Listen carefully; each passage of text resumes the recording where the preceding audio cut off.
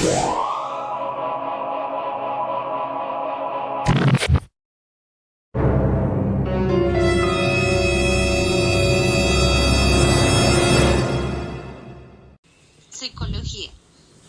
Parte de la filosofía que trata del alma, sus facultades y operaciones. Esa es la definición, es como lo define la RAE.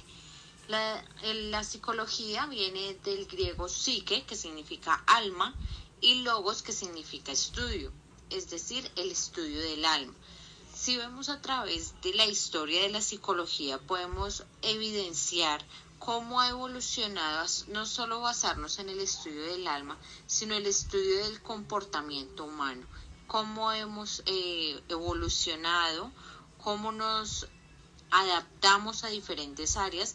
Hoy la psicología no solo se ve desde una manera analítica, sino aplicable en la industria, en la medicina, en investigaciones para inclusive vender productos. La psicología se ha vuelto una ciencia que estudia los procesos mentales, las sensaciones, las percepciones y el comportamiento humano como tal. En este proceso vamos a ver en la historia cómo está la psicología, cómo ha evolucionado y cómo no la podemos aplicar a hoy. Entre el año 500 y 428 a.C. tenemos a Anaxágoras. Es el primer filósofo que ve la importancia de la mente. Él sostiene que todos los seres vivos cuentan con un alma, que es la que permite el movimiento del ser, pero la mente decide para qué del movimiento. Hacia el año 390 a.C. tenemos a Platón. A través de Platón se da a conocer uno de los aportes de Sócrates, quien tenía un interés en el psique, es decir, en el alma, donde ya aparece la ética, donde decimos que ¿cuál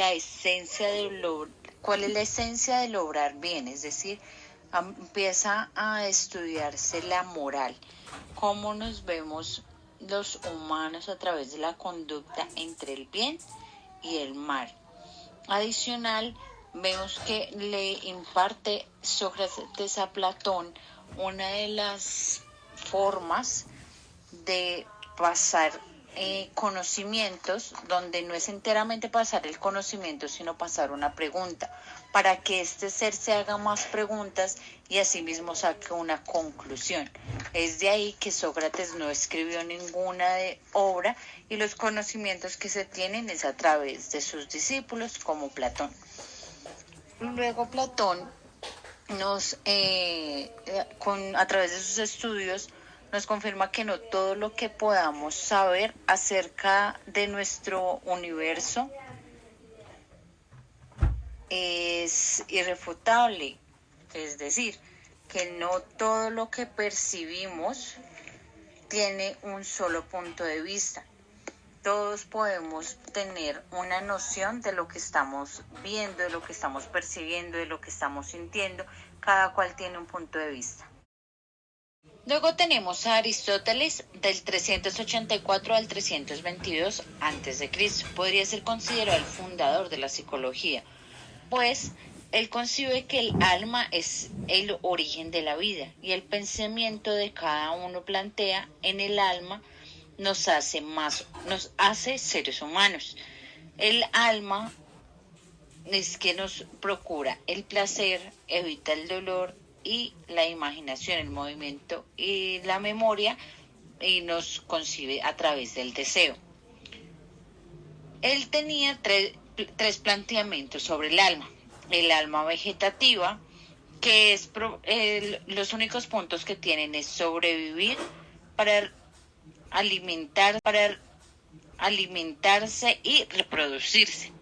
Luego tenemos el alma sensitiva, que adicional de que también se alimenta y se reproduce, el alma sensitiva puede sentir placer y dolor. Además, tiene la capacidad de aludir el dolor, es decir, tener un reforzamiento negativo a través de una experiencia no adecuada. Esta la tendrían los animales.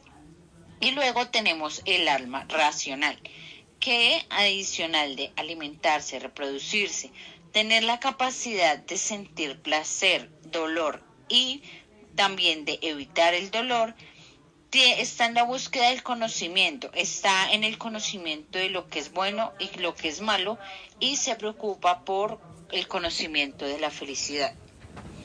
También Aristóteles dice que todas las sensaciones e información que se recibe a través de los sentidos es unificado en el sentido común, para luego ser ubicado o encasillado en la inteligencia, donde se guarda la información de la percepción.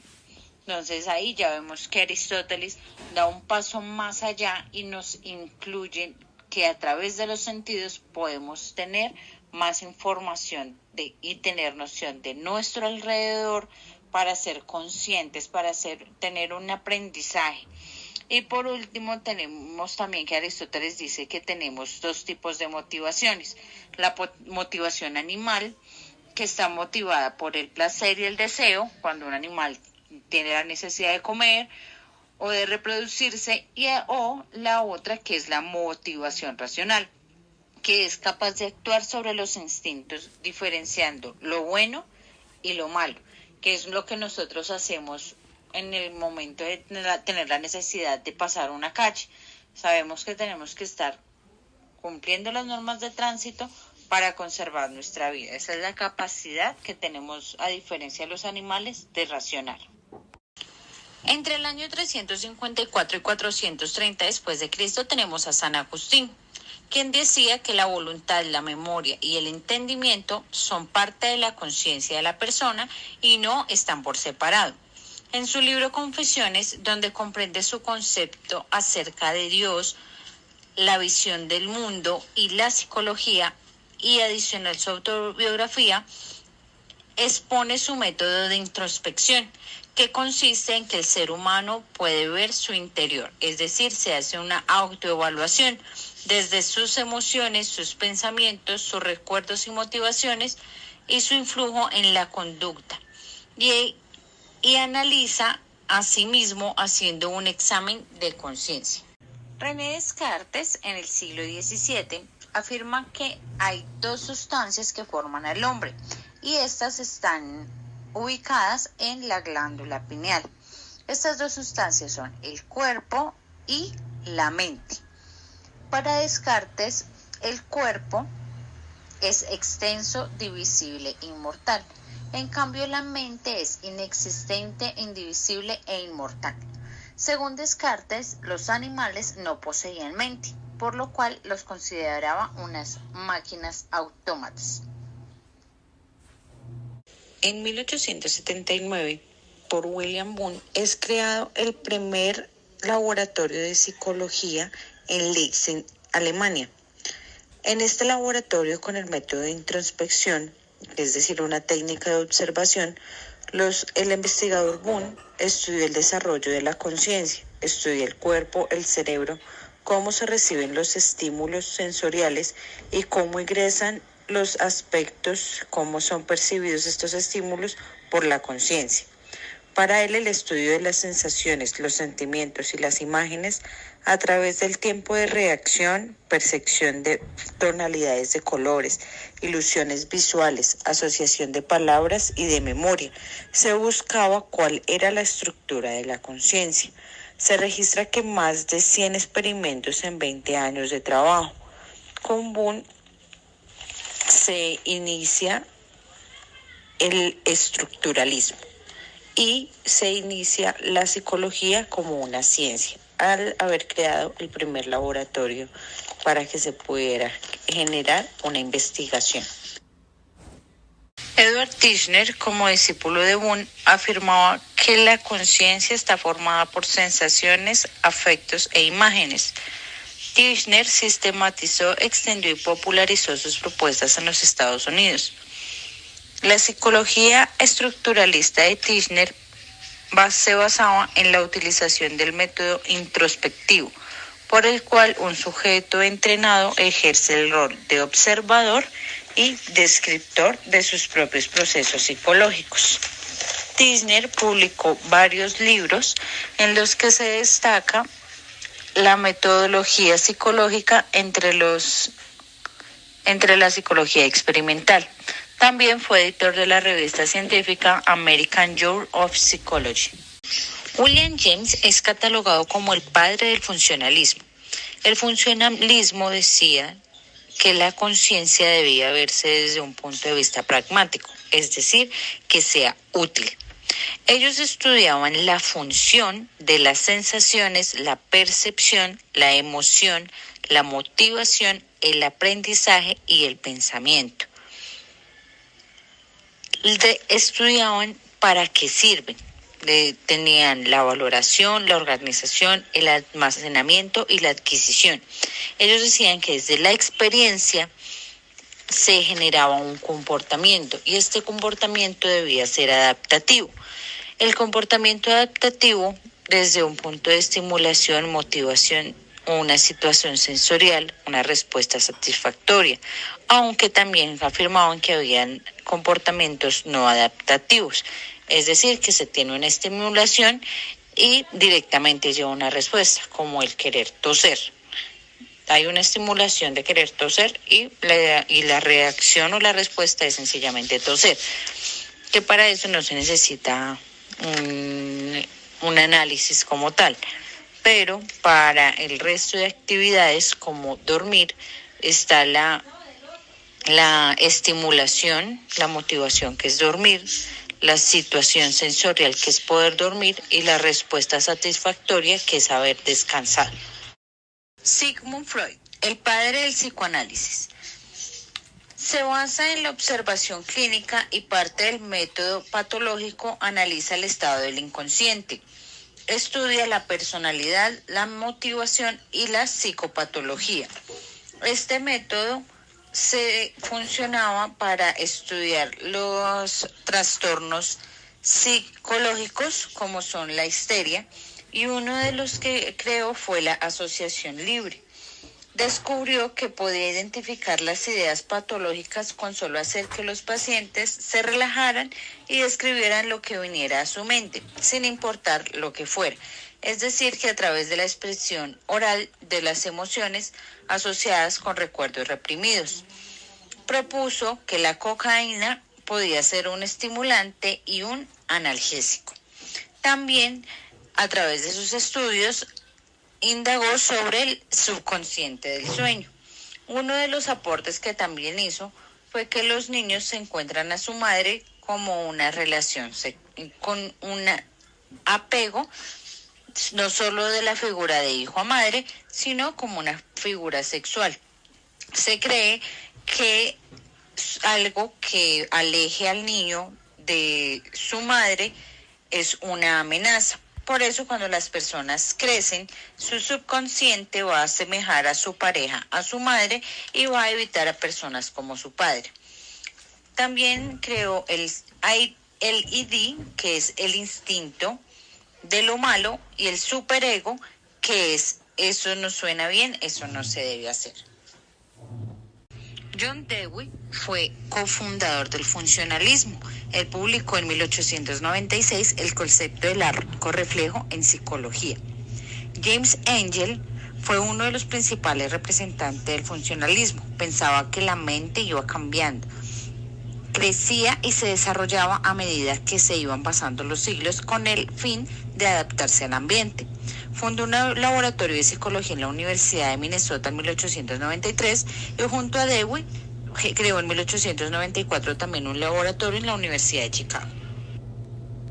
Ivan Pavlov, ganador del Nobel de Medicina de 1904, realizó minuciosos experimentos utilizando perros que lo llevaron a elaborar el concepto de reflejo condicionado.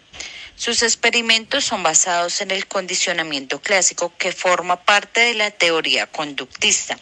Las ideas de Pavlov dejan de lado los procesos mentales para darle especial comportamiento a la conducta observable y medible. El experimento consistía en que el perro, a la presencia de Pavlov, al verlo, empezaba a salivar porque eso significaba que iba a haber comida. Luego Pavlov así implementó una campana y al escuchar el sonido de la campana, inmediatamente el perro empezaba a salivar, aunque no hubiera comida. De esta manera empezó el proceso de condicionamiento.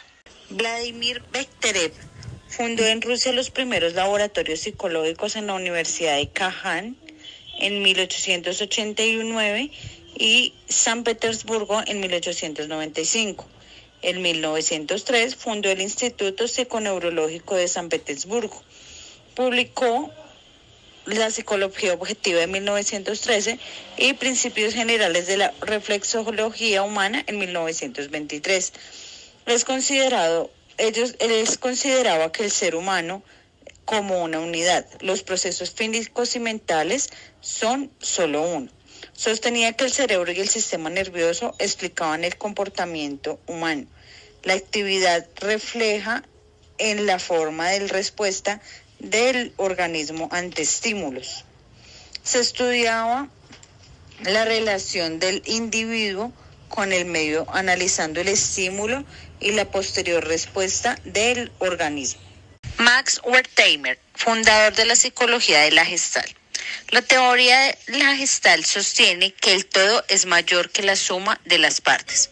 Tuvo una cercana relación con Albert Einstein y gracias a esto pudo deducir que a Einstein la inspiración le venía bajo la forma de una grandiosa idea y solo posteriormente derivaba de ella los pormenores. Esto lo concluye en su libro Production Thinking de 1959. En su campo estudió la sensación, la percepción y la psicología experimental. En 1912 publicó La percepción del movimiento. Enseñó en la Universidad de Frankfurt, donde realizó el primer experimento. Después de que observó cómo las luces intermitentes de una estación de tren creaban la ilusión de movimiento, se interesó en el estudio de la percepción, que lo llamó el fenómeno PIM. Consiste en que una serie de fotografías aisladas estáticas adquieren movimiento para la percepción si se las presenta de determinada manera, que lo podemos ver en las proyecciones cinematográficas con el uso del taquitoscopio. Wertheimer es el creador de la noción de lo que vemos. Si nosotros vemos una imagen, la percepción de nosotros va a ser la imagen más relevante y no de fondo. Por eso cuando vemos esta imagen no podemos ver o piernas de hombre o piernas de mujeres. Jean Piaget fue el primero en realizar un estudio sistemático del desarrollo cognitivo. Según Piaget, los niños nacen con una estructura mental muy básica sobre la que se basa todo aprendizaje y conocimiento. Gran parte de la teoría de Piaget se fundamenta en la observación del desarrollo de sus propios hijos, a partir de lo cual Piaget planteó una teoría acerca de las etapas del desarrollo intelectual en las que se incluyen 4 etapas diferenciales. Etapa sensoromotora, que va de los 0 a los 2 años, cuando se inicia el desarrollo del lenguaje fundamental, cuando los niños comienzan a comprender mejor la información que reciben con sus sentidos y expresarla en frases simples. La siguiente etapa, preoperacional, va de los 2 a los 7 años. Es cuando los niños aprenden a través de juego de imitación. Sin embargo, tienen un pensamiento egocéntrico y dificultades para comprender el punto de vista de otras personas. La siguiente etapa es la etapa operacional, de los 7 a los 11 años. Los niños en este periodo del desarrollo empiezan a pensar de forma más lógica. La siguiente etapa es la etapa de las operaciones formales, que son a partir de los 11 años. Esta es la etapa final descrita por la teoría de Piaget. Él implica un aumento de la lógica, la capacidad de utilizar el razonamiento. Piaget decía que estamos prediseñados para pensar en organización y adaptación. La adaptación la dividió en 2 sectores, la asimilación y la acomodación. Asimilamos cuando un cambio del medio ambiente lo incorporamos en nuestra propia estructura. Y la acomodación existe cuando hay un cambio en la organización y se toma para adaptarnos. Abraham Maslow Sostenía que las necesidades se categorizaban de una base hacia una cúspide, es decir, en una pirámide.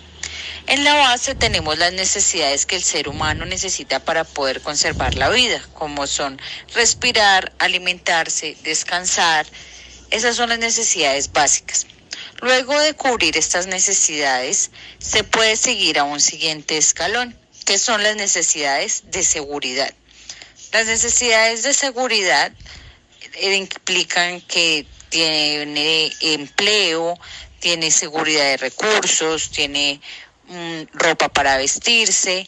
Son las necesidades para que pueda continuar para el siguiente escalón, las necesidades de afiliación.